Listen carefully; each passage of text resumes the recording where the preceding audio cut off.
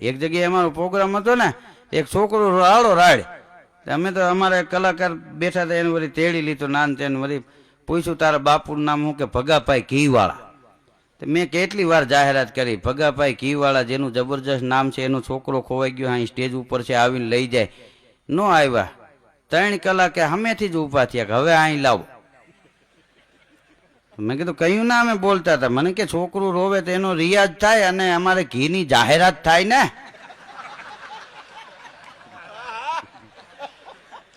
ઘીની જાહેરાત આમાં, અને છોકરો એનો ભાઈ આ નાકમાં બીબડિયું થાય, ફોનો લેપ થાય ને ઠરે એમ થાય. બોલો,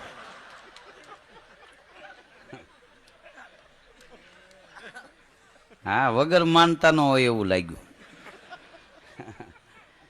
હા છોકરા તમે જો માનતા કરે છે ને થતા નથી, વગર માનતા એ થાય એ હાંચવી શકતા નથી. આપણને પૂછે અમારા બાબલાને જોયો, હવે તારા બાબલાને તે નથી જોયો, મેં ક્યાં જોયો હોય? અમારા રાજકોટમાં ભક્તિનગર સ્ટેશનની સામે એક જબર પટ પડ્યો. ભાદરવા મહિનામાં હું ત્યાંથી નીકળ્યો ને તો એક ભાઈ ઉભો ઉભો આમામ હાથથી આમામ કરતો હતો. આમ તે મેં ગાડીમાંથી જોયું, મેં કીધું કાંઈ દેખાતું નથી, આ ઝીણી વસ્તુ શું કાંઈ ઉડાડે છે? ગાડી ઊભી રાખીને હેઠો ઉતરીને હું ગયો, તે આમાં હાથ કરે આમ આમાં. મેં કીધું શું કરો છો ભાઈ? મને કે વાંદરાને દાળિયા નાખું છું. મેં કીધું વાંદરા ક્યાં? મને કે દાળિયા ક્યાં?